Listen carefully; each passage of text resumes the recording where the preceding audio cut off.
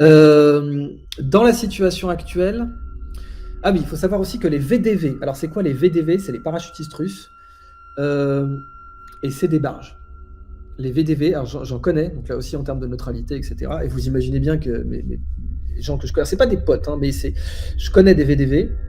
Et bon, c'est des, voilà, on leur demande pas eux quel est leur pronom, etc. Hein, on n'est pas là-dessus. Donc D dans VDV, c'est descente Niki.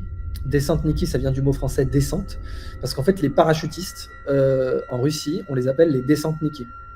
Donc littéralement les gars qui tombent. Voilà. Et quand vous regardez même l'histoire des descentes Niki russes, au départ ils se jetaient depuis les ailes d'un avion. C'est les Russes qui ont inventé les parachutistes militaires dans l'entre-deux-guerres, et ils se jetaient des ailes.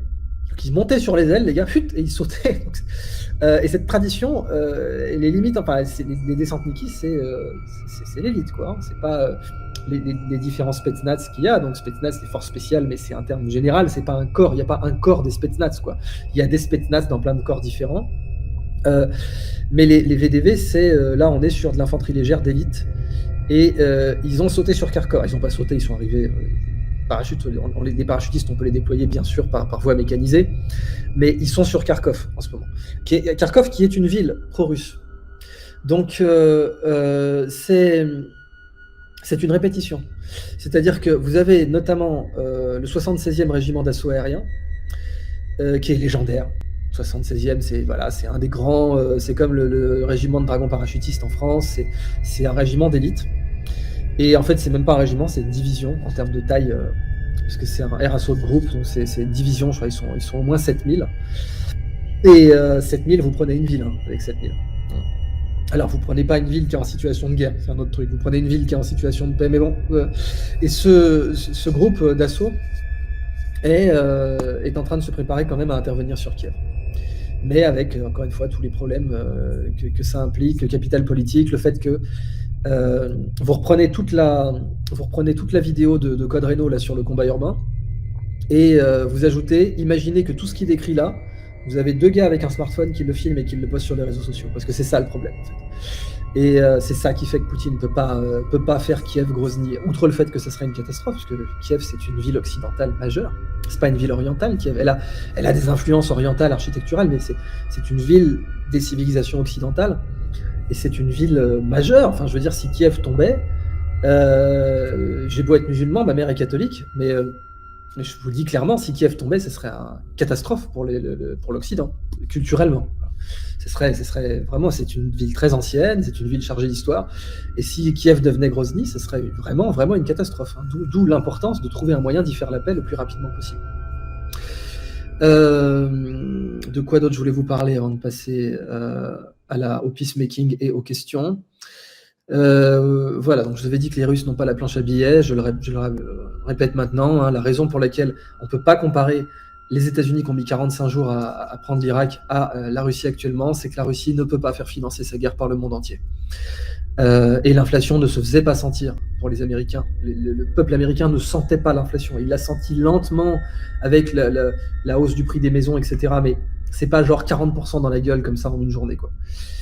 Et puis, oui, j'ai oublié de vous dire, il y avait le trafic de drogue aussi. Hein. Évidemment, vous n'en entendrez pas parler dans notre médiasphère, mais clairement, le trafic de drogue servait à financer la guerre en Afghanistan. Et tous les spécialistes bien informés vous le confirmaient, c'est-à-dire que la CIA avait déjà eu l'affaire Iran-Contras. Donc Iran-Contras, c'était l'utilisation de la drogue, de l'argent de la drogue, et c'est pour ça d'ailleurs que Pablo Escobar était en contact avec la CIA. Alors la série Narcos vous en parle pas, mais Pablo Escobar, c'est pas un hasard s'il est tombé après la guerre froide. Parce que avant la guerre froide, Pablo Escobar était un actif, était utile pour beaucoup d'intérêts anticommunistes dans la région. Et c'est vraiment pas un hasard s'il est mort, si ma mémoire est bonne, en 92 ou 93 je crois.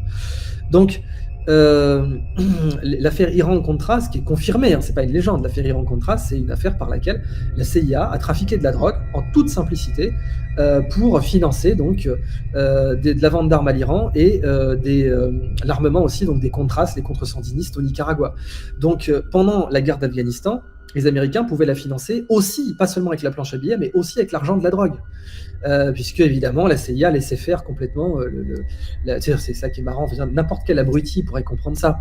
Quand vous êtes résistant, quand vous êtes moudjahid en Afghanistan, vous faites pas de l'agriculture. Parce que le principe d'un résistant, c'est qu'on ne sait pas où il est. Donc, un champ de pavot, c'est détectable par satellite. Donc, quelqu'un qui vous dit « Ah oui, oui, c'est les talibans et les moudjahidines qui faisaient du pavot », mais soit il est complètement con, soit il se fout de votre gueule. Parce que quand on est résistant, je veux dire, imaginez les Suisses en état de résistance totale, ils vont pas cultiver des choux. C'est pas possible, ça. Parce qu'un mec qui vous attend à votre champ, il attend, tu es venu pour repiquer tes carottes, il n'y a pas de problème, je vais te mettre une balle entre les deux yeux. Donc les talibans et les moudjahidines ne pouvaient évidemment pas cultiver du pavot. C'est-à-dire, si c'était dans les zones pas contrôlées par... Mais rien du tout, les zones pas contrôlées par satellite, vous les voyez, GPS et une bombe dans la tronche et c'est terminé. Vous leur envoyez un missile Hellfire ou un missile Tomahawk, c'est simple.